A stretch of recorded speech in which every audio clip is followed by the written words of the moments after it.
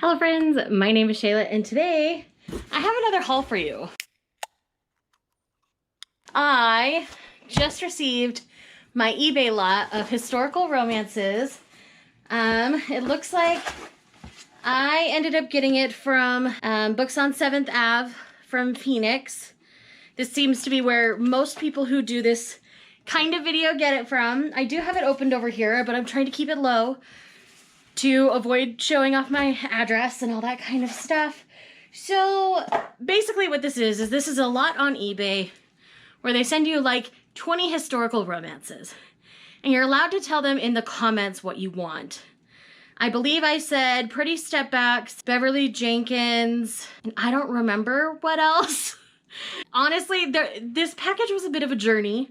For some reason, once it left Phoenix, it went to LA and hung out in LA for a couple days.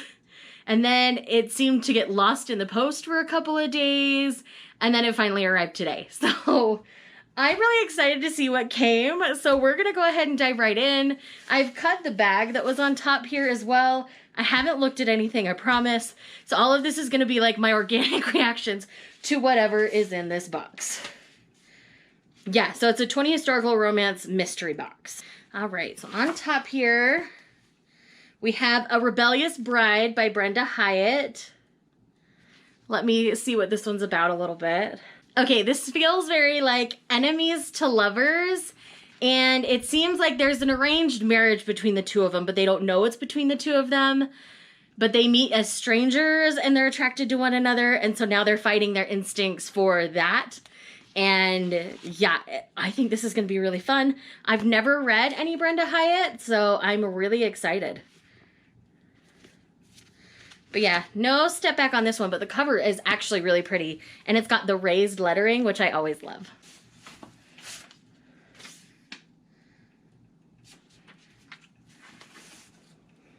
Next we have Kentucky Bride by Hannah Howell. Again, haven't read any Hannah Howell. No step back. So this is a US-based historical, which I've never read one of those. But it does have a Scotsman, so I think we'll be in good hands. Next we have Joining by Joanna Lindsey. I've not read any Joanna Lindsey. I only have one that was a newer release. And wow, this step back. Look at that, my people. I love it. It's so just like over the top but amazing. Like I can't even with this. What's it about? Unlikely couple divided by the prospects of an arranged marriage but destined to share the deepest union. So I think Millicent Crispin is the name. And then Wulfric, the future Earl of Shefford, are engaged. So yeah, it seems very much like going to have a lot of conflict, arranged marriage kind of situation. I like arranged marriage situations, especially in historicals, so I think this will be fun. Next we have Jill Gregory, Rough Ranger, Tender Kisses. This is definitely a cowboy one because dude's in a vest on the back. Yeah, look at him riding his horse. Yes, please. She called him cowboy. He called her princess. Caitlin Summers has come west for one reason, to sell the Wyoming ranch that has belonged to her late father. But Cloud Ranch wasn't hers to sell.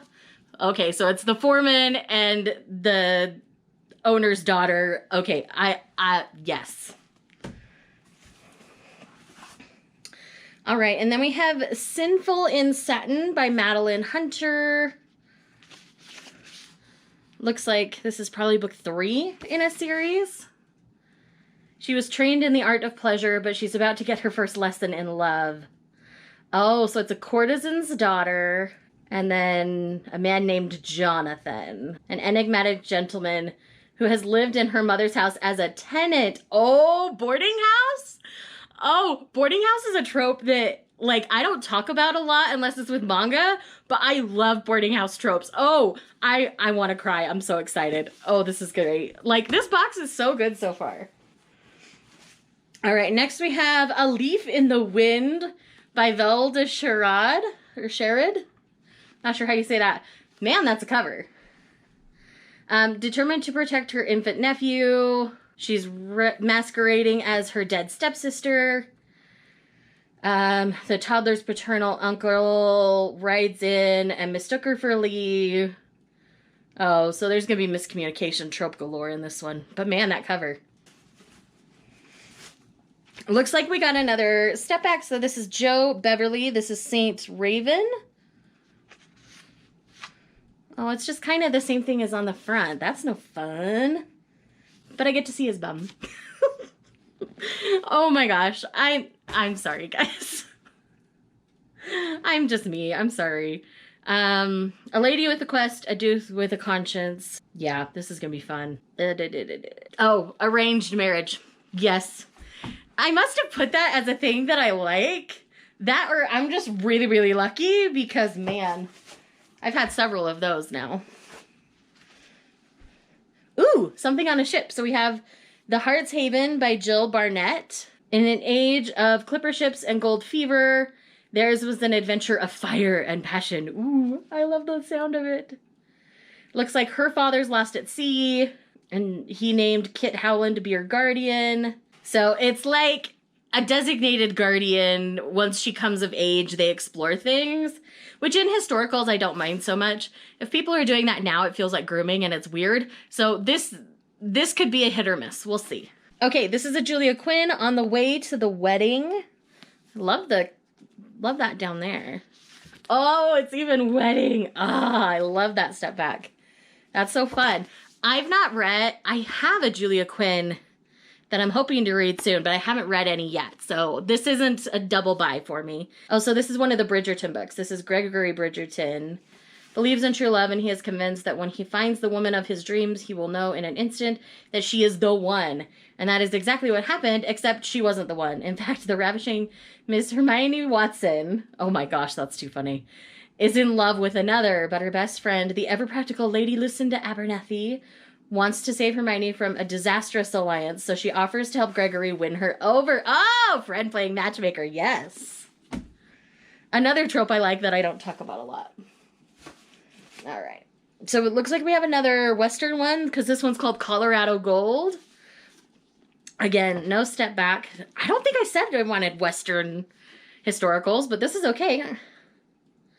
A woman of dishonor and a man of desire. I like cowboy romances, so this should be fine. Oh, so she's been forced into a life of crime to protect her family, and it seems like he's a con artist between a rock and a hard place. Okay, this could be fun.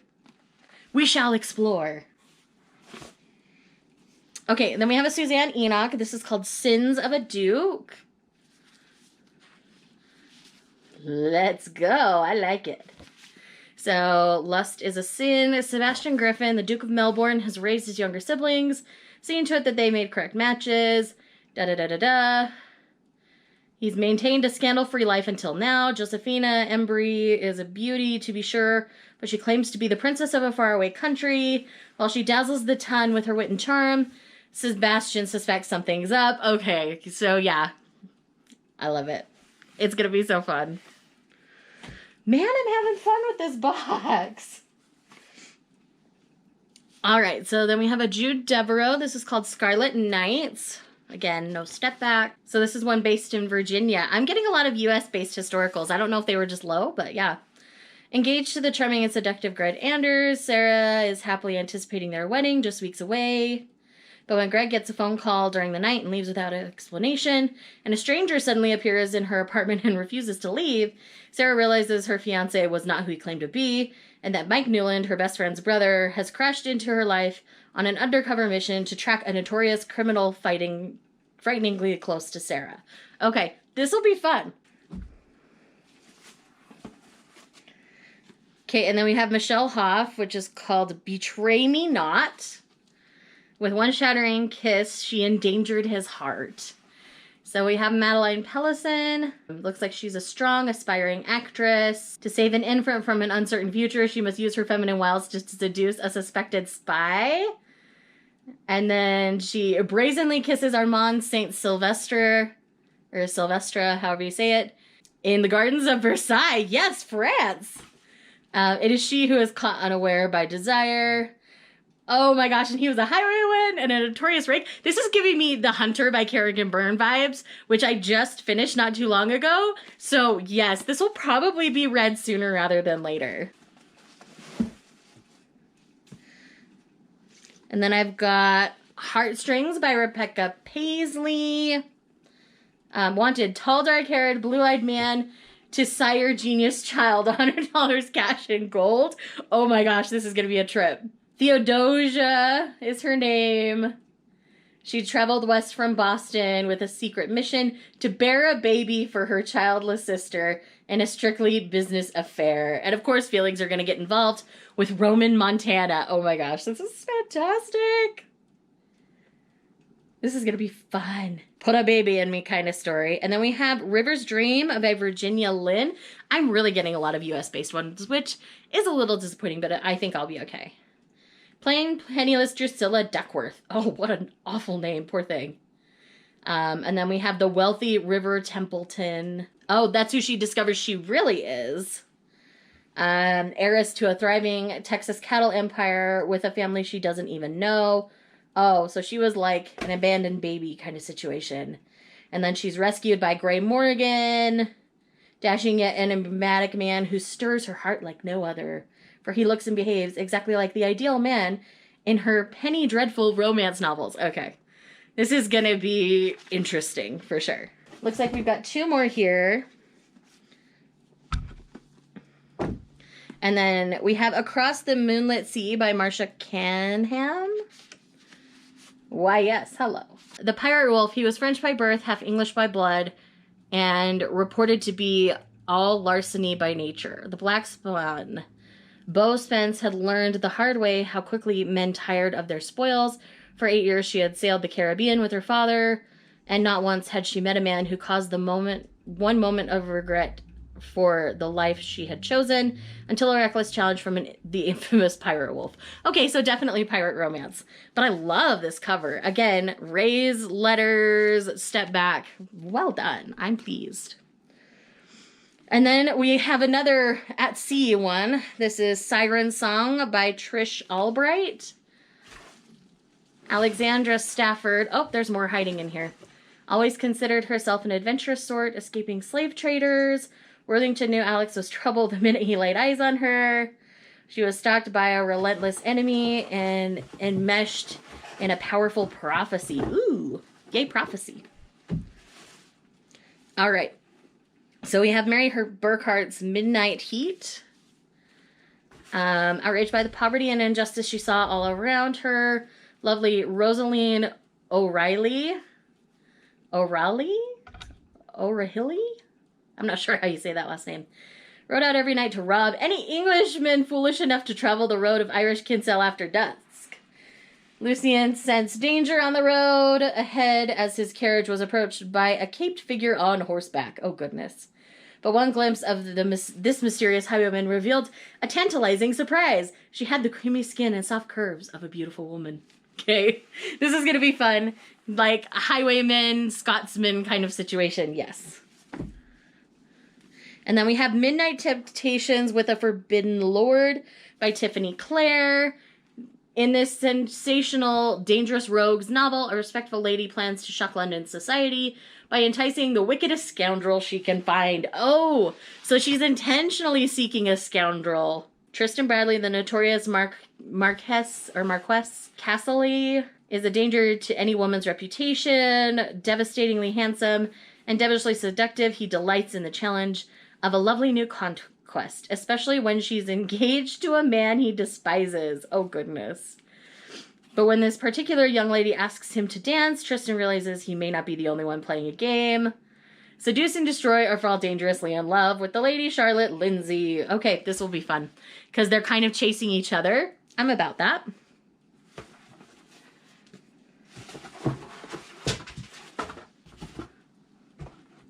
Okay, this is the last one.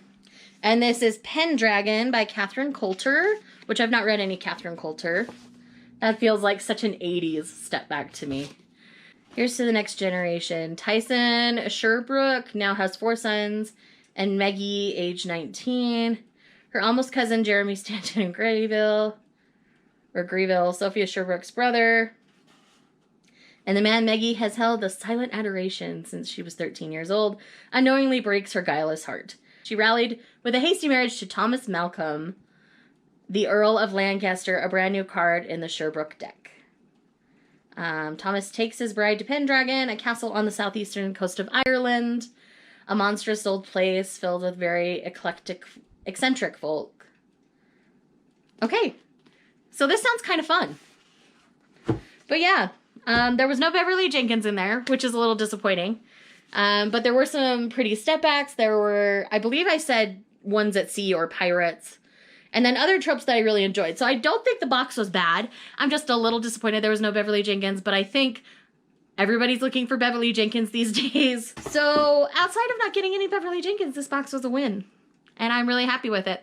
So if you've ever done this, let me know down below. If you're interested in me doing this again with maybe like paranormal romances or something a little bit different, let me know down below. I will see you guys in the next one. Bye.